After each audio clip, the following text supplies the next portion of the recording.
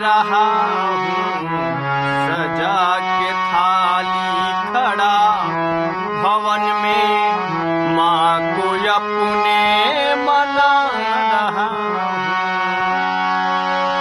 जगत की जननी सभी की माँ है, ममता मई कहलाती है।